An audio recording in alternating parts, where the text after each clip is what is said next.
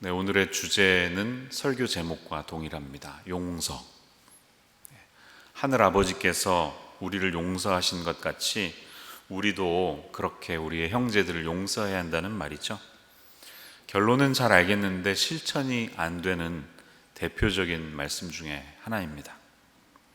오늘 우리가 이 말씀 중에 붙들어야 할 중요한 점은 누군가의 잘못을 몇 번까지 용서해야 하는가 라는 이슈가 아니라는 것입니다. 이 문제를 다시 말하면 내가 얼마나 괜찮은 사람이 되어야 하는가, 어느 정도의 기준이면 괜찮은 사람이라는 이야기를 들을 수 있는가라는 뜻이 아니라는 것입니다. 본문에서 베드로는 예수님에게 그렇게 질문했죠. 형제가 내게 잘못했을 때 몇 번이나 용서하면 되겠습니까? 7번이면 충분할까요? 자, 당시의 기준으로는 굉장히 넉넉하게 숫자를 잡은 것이죠. 그 당시 유대인 랍비들은 구약의 율법을 해석하면서 이 정도의 잡이면 되겠다 해서 3번까지는 용서해라 이렇게 가르쳤습니다. 3번이면 충분히 용서한 거라는 거죠. 여러분, 미국에도 이 Three Strikes Law라는 게 있는 거 아십니까? 94년에 발효된 것이 제가 알기로 24개 주에서 실행되고 있는데요. 이 중범죄를 저지른 범죄자가 3번째 비슷하게 검거됐을 때는 예외 없이 그 사람을 다시는 감옥 밖으로 나올 수 없도록 종신형에 처한다는 것이죠. 그것이 지금도 실행되고 있습니다. 직장 같은 곳에서도 직원의 어떤 실수를 용인해 줄 때 Three Strikes Law를 많이 미국에서는 쓰죠. 야구에 3 스트라이크 되면 3진 아웃 되듯이 2번까지는 봐주지만 같은 죄를 3번 실수했을 때는 당신은 아웃입니다. 이렇게 많이 합니다. 사람이 할 수 있는 충분한 여유와 관용과 용서라는 것이죠. 이 이야기와 비슷한 이야기를 다루는 누가복음 17장 4절에서 보면 예수님이 제자들에게 7번이라도 용서해라 이렇게 가르치십니다. 유대인들의 전통보다 2배 이상이나 되는 7이라는 숫자는 완전수이기도 하면서 굉장히 많이 쓴 것이죠. 베드로는 2배 이상 정도 숫자를 쓰면 예수님의 동의를 얻겠다는 생각으로 그 정도 용서하면 될까요? 했는데 예수님은 완전히 예상 외의 답변을 하시죠. 우리가 잘 알듯이 7번씩 70번이라도 해라. 어떤 번역에는 77번이라도 해라. 근데 77번이든 490번이든 그게 중요하진 않습니다. 왜 그럴까요? 끝없이 용서하라는 뜻이잖아요. 491번째가 되면 용서하지 말아라 이게 아니죠. 주님이 하시고자 하는 이 말씀의 뜻은 무엇일까요? 이렇게 한번 정리해 봤습니다. 용서의 횟수가 아니라 우리의 마음이 중요합니다. 이 말씀을 기억하세요. 용서의 횟수가 아니라 우리의 마음이 중요합니다. 우리의 용서는 나 자신에게서 누군가에게 나오는 것이 아니라 상대방을 품에 안는 것이 되어야 합니다. 그를 끌어안는 것이 되어야 합니다. 이해가 되시나요? 어떤 목사님이 그렇게 얘기하시더라고요. 용서와 용납의 차이를 아는가?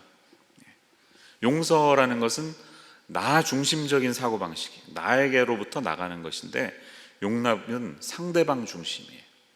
상대방에게서 나에게로 오는 것. 그래서 forgive라는 영어와 forbear라는 영어가 차이가 있죠. forbearance, 학교 다니실 때 빚지신 분들은 기억나는 단어죠. 잠깐 동안 유예해 주는 것이잖아요. 그러나 이 forbear라는 단어는 사실 bear는 품에 안는 것입니다. 끌어안는 것입니다. forgive는 나에게서 나가는 것입니다. give. 근데 품에 완전히 끌어안는 것을 말한다는 것이죠. 다시 정리하면 forgiveness는 나에게서 상대방으로 향하지만 forbearance는 상대방의 허물을 나에게로 가져오는 것입니다. 그의 잘못을 끌어안는 것입니다. 이게 주님이 우리에게 원하시는 자세라는 것입니다. 용서는 단순히 내가 얼마나 아량이 넓은 사람인지를 드러내는 데 목적이 있는 게 아니라 상대방의 허물을 나에게로 가지고 와서 그 허물을 품는 데까지 있어야 한다는 것이죠. 그것을 하나님이 우리에게 복음을 통해 보여주셨다는 것이에요. 그래서 대표적으로 로마서 3장 25절 말씀을 떠올려 보면 이런 말씀이 있죠.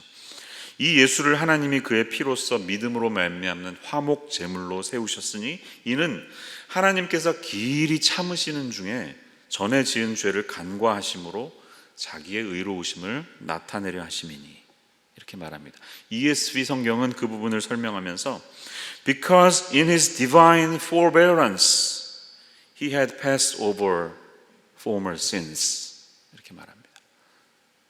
그분의 선하신 그 참아주심 때문에 우리의 죄를 넘어가 주셨다, 이렇게 설명하고 있습니다. 이게 복음의 핵심 아니겠습니다, 여러분? 하나님이 우리를 품어주신 것, 하나님의 용납, 우리의 죄악을 길이 참으시는 중에 용납해 주신 것 때문에 우리가 복음 안에서 자유하게 되지 않았습니까? 이 몇 번까지 용서해야 될까요? 하는 베드로의 질문에 예수님은 비유로 대답하십니다. 방금 읽으신 비유입니다. 천국은 마치 이 임금과 같다. 이 임금이 바로 하나님의 나라를 보여준다, 이렇게 말씀하시면서 비유의 내용은 그거죠. 말도 안 되게 많은 빚을 진 사람을 또 말도 안 되게 우리로서는 이해할 수 없이 탕감해줘 버리는 어떤 임금의 예를 들고 있습니다. 한 달란트는 여러분 잘 아시듯이 20년 연봉에 해당하는 돈입니다. 뭐 나라나 그 당시 단위마다 차이가 있지만 금으로 20에서 40kg 정도 된다고 합니다. 보통 20년 연봉이 한 달란트다, 이렇게 계산하거든요. 그럼 1만 달란트는 한 사람이 20만 년 일해야 되는 노동에 해당하는 액수예요. 어마어마한 액수입니다. 한 달란트가 20억이라고 치겠습니다. 20년 연봉. 그러면 20조에 해당하는 돈입니다. 20조. 저는 이제 조로 넘어가면 잘 이렇게 와닿질 않더라고요. 근데 서울시가 2019년에 기록을 깨면서 예산이 팍 늘었다고 하는데 10%인가 뭐 늘었다고 하는데 2019년 서울시 1년 예산이 39조 원이었습니다. 서울시가 사용하는 전체 예산의 반에 해당하는, 어떻게 한 사람이 그 돈을 벌 수 있나요? 불가능한 일이죠. 어마어마한 돈입니다. 천문학적인. 요세푸스라고 하는 1세기 역사학자가 있는데 그 사람의 기록을 보면 그 당시에 1세기 유대 전 지역에서 거두어들이는 1년치 세금 액수가 800달란트였다고 합니다. 그러니까 이거는 한 사람이 그만큼 번다는 것 자체가 말이 안 되는 억지이죠. 현실적이지 않은 숫자입니다. 말도 안 돼요. 오히려 와닿지 않아요. 현실적이지 않기 때문에. 근데 이 비유의 중요한 포인트는 어디에 있습니까? 그 빚진 사람은 탕감해달라고 부탁하지 않았고 제가 갚겠다고, 용서해달라고, 조금 미루어달라고 이렇게 엎드리면서 말했습니다. 그렇죠. 저를 참아주십시오. 갚겠습니다. 그런데 놀라운 주인의 파격적인 행동은 탕감해줘 버린 거예요. 자신에게 돌아올 피해액이 막심한데도 불구하고 그의 빚을 완전히 없이 해줘 버렸다는 것이 놀랍지 않습니까? 말도 안 되는 거죠.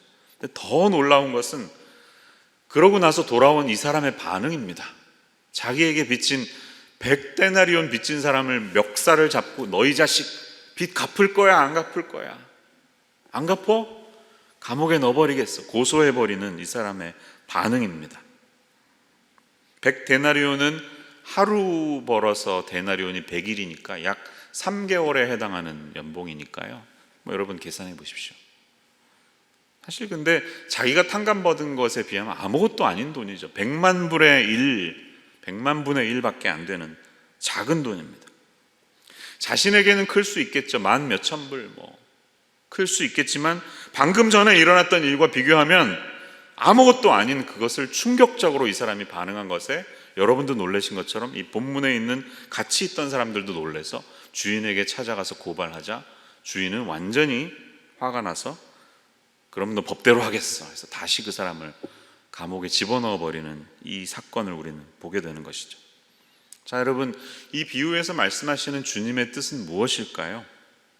제가 조금 전에 용서의 횟수가 아니라 마음이 중요하다고 말씀드렸는데요. 우리가 어떤 마음을 가져야 하는 것일까요? 이게 오늘 본문의 핵심입니다. 그것은 100데나리온을 바라보는 우리 일상의 시각을 좀 벗어나라는 것이죠. 우리는 이 100데나리온 어치 때문에 마음이 그냥 들쭉날쭉합니다. 지옥에 들어갔다 천국에 왔다 갔다 하는 그런 일상의 삶을 살아갑니다. 그런데 그런 일상의 삶을 살아갈 때 내가 10,000달란트를 탕감받은 사람이라는 사실을 잊지 말아라. 하나님으로부터 도저히 일어날 수 없는 그 용서를 받은 사람이라는 사실을 잊지 말아라. 그것을 마음에 항상 품고 살아가라. 그러면 하나님의 나라가 너에게 임한다. 이 사실입니다. 이게 본문의 핵심이에요. 저와 여러분은 다 평범한 사람들입니다. 누가 나에게 만 몇천 불 빚 안 갚으면 밤잠 못 자죠. 저도 그럴 것입니다. 우리는 살면서 계속해서 이 100데나리온 단위의 손해를 보는 일들을 만날 것이고, 또 그런 일 때문에 분노할 것이고, 그에 대한 보상과 심리적인 힐링을 필요로 하면서 살아갈 것입니다. 그렇지만 성경은 우리의 근본적인 발상을 바꿔라고 가르치는 것입니다. 그게 바로 이 10,000달란트, 말도 안 되는 단위의 돈을 탕감해 준 하나님에 대한 이야기를 말씀으로 듣는 것이죠. 저와 여러분은 하나님으로부터 이 무한한 빚을 탕감받은 사람과 같습니다. 여러분 동의하시나요? 네. 이 사실을 절실하게 깨달은 사람이라면 이 세상에 벌어지는 모든 일들이 다 내가 하지 않았는데 내가 거저받았구나, 내 능력으로 할 수 없었는데 그분이 하셨구나, 오직 이것은 하나님의 은혜로 벌어지는구나, 그런 마음으로 살아갈 수가 있습니다. 아멘이시죠? 이게 신앙의 기본이겠죠. 이 사실을 깨닫고 살아가는 사람이야말로 100데나리온 수준의 일상 속에서 벌어지는 일 때문에 우리의 정신을 빼앗기지 않고, 우리의 영성을 잃어버리지 않고, 우리의 일상의 평강을 놓치지 않고 살아갈 수 있다는 것입니다. 말도 안 되게 커다란 사랑을 받은 사람은 주변을 돌아볼 때 온 세상 사람들을 다 사랑의 눈으로 보고 싶어지지만, 배신과 폭력에 시달린 사람들은 다 모든 옆에 있는 사람들이 미워지는 법입니다.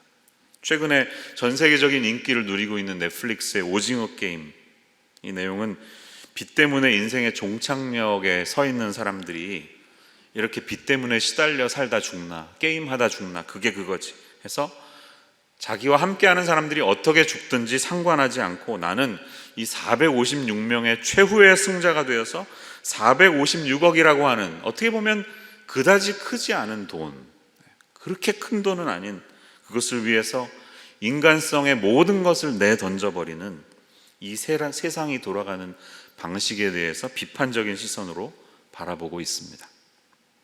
주인공은 어쩌다가 최후의 승자가 되었지만 인간을 향한 따뜻한 시선을 놓치지 않고 있는 그 주인공을 비추면서 약간의 희망을 노래하고 있습니다. 그러나 여러분, 세상이 어디 그렇습니까? 돈 앞에 장사 없습니다. 돈 때문에 가족도 다 깨집니다. 형제가 어디 있습니까?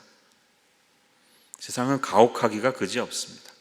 기껏해야 3번 정도면 대단한 사람, 7번씩이나 용서해 준다고요? 정말 인격자라고 칭송 듣는 곳이 세상입니다.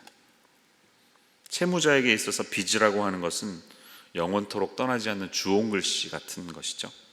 빚을 져보신 분들은 그 압박감을 아마 잘 아실 것입니다. 이제 우리는 이 본문 말씀이 무엇을 말하는지 잘 알게 되었습니다. 7번을 용서할지 499번을 용서할지 무한정으로 용서할 것인지를 말하는 것이 아닙니다. 이 용서하는 마음을 숫자로 계량화하기 시작하면 그것은 율법이 되기 시작합니다. 그러나 이 본문은 형제와 자매를 용서하는 우리의 신앙적인 행동이 하나님과의 관계에서 우러나오는 것이다라는 사실을 짚어줌으로써 세상의 관계에서 주는 그 어려움에 넘어지지 말라고 가르쳐주고 있는 것입니다. 저와 여러분은 다 하나님으로부터 갚을 수 없는 빚을 탕감받은 사람들이잖아요. 신앙생활을 한마디로 요약하라면 하나님의 은혜가 아니겠습니까? 하나님의 은혜. 내일 아침에 눈을 뜨셔서 하늘을 쳐다보십시오. 그 태양에서 비치는 1m만 가까워도 모든 생물이 타 죽을 수밖에 없는데 정확한 거리에서 태양빛을 받으며 아무런 세금 내는 것 없이, 태양빛에 대한 빌페이도 없이 이 세상의 모든 것들은 다 필요한 에너지를 공급받고 자라가고 있습니다. 그 음식들을 우리는 먹으면서 공기를 마시며 물을 마시며 우리는 삶을 영위하고 있습니다. 다 하나님의 은혜죠. 하나님이 비를 요구하시지 않잖아요.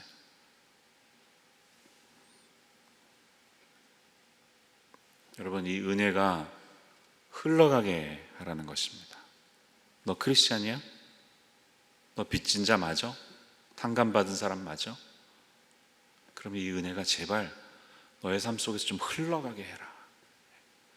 100데나리온 수준의 일상의 삶이 너를 사로잡지 못하게 하고 말도 안 되는 그 액수의 말도 안 되는 분량의 빚을 탕감받은 이 마음이 너의 영성을 더 깊이 붙잡고 있어서 그 은혜를 흘려보내는 사람이 되어라.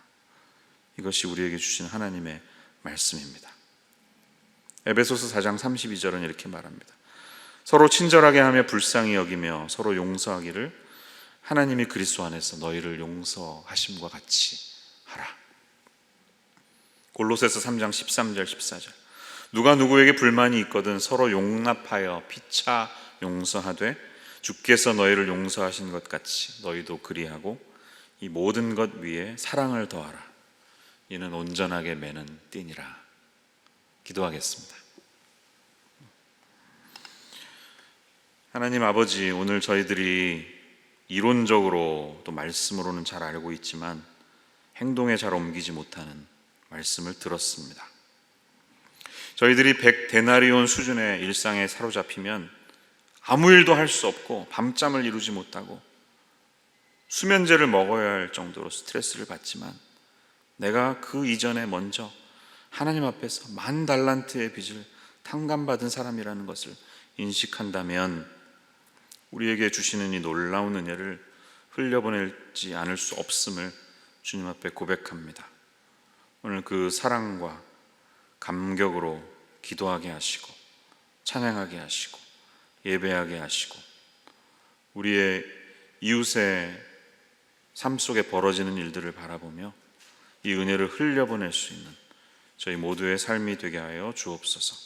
예수님 이름으로 기도합니다.